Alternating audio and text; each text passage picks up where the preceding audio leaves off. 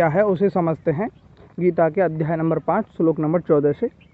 न कर्तृत्वं न कर्माणि लोकस्य सृजति प्रभुः न कर्मफल संयोगम स्वभावस्तु प्रवर्तते। मतलब कि जो देह का स्वामी है, जो आत्मा है, जो ब्रह्म है, उसका होना मात्र ही उसका गुण है। आत्मा है, बस यही उसका गुण है और कोई गुण नहीं है। बस उसका होना मतलब एग्जिस्टेंस ही उसका गुण है आत्मा का। वह ना तो कोई कर्ता भाव शो करता है, मतलब कोई भी कर्ता भाव नहीं दिखाता, ना ही कोई कर्म करता है आत्मा, और ना ही वह कर्म फलों को भोगता है।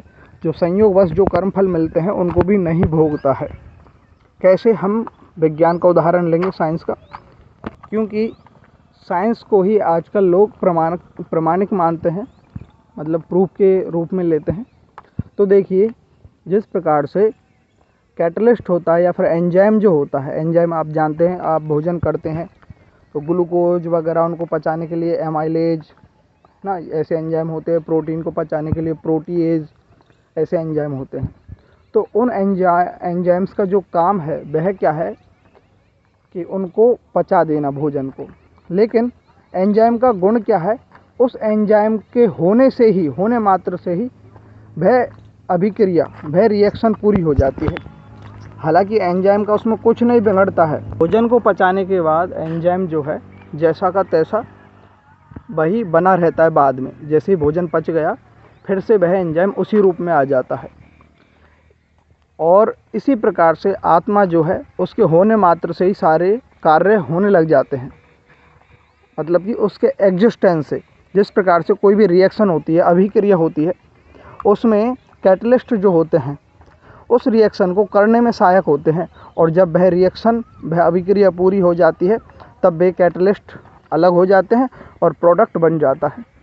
हालांकि हम किसी भी चीज़ में, क्योंकि हर कोई शब्द, हर कोई चीज़ स्पेसिफिक है, विशिष्ट है अपने आप में, हर कोई चीज़ हर जगह फिट नहीं बैठ सकती। लेकिन हमारी बुद्धि क्या है? तार्किक होती है, लॉजिकल होती है। इसलिए लॉजिक्स को समझने के लिए, तार्किकता को समझने के लिए हम नए नए उदाहरण ढूंढते हैं हर चीज़ के लिए।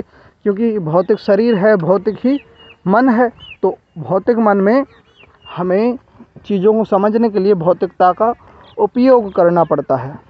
तो इस प्रकार से आत्मा जो है उसका कोई गुण नहीं है। उसका गुण इतना है कि वह है उसका होने मात्र से। जैसे एंजाइम जो है उसका गुण क्या है? उसके होने मात्र से ही सारी रिएक्शन हो जाती हैं। इसी प्रकार से आत्मा के होने मात्र से ही ये सब कुछ घटित हो रहा है। ये माया रूपी जो देख रहे हैं, ये जितना भी संसार चल रहा है उसके होने मात्र से चल रहा है। उसे इस चीज़ से कोई फ़र्क नहीं पड़ता, उस आत्मा को, उस ब्रह्म को कुछ फ़र्क नहीं पड़ता। इस श्लोक का मतलब मैंने साइंस जोड़ करके, बायोलॉजी जोड़ करके समझाया है, समझाने का प्रयास किया है। कोई भी चीज़ परफेक्ट तो नहीं हो सकती। श्री सीताराम, जय हनुमान।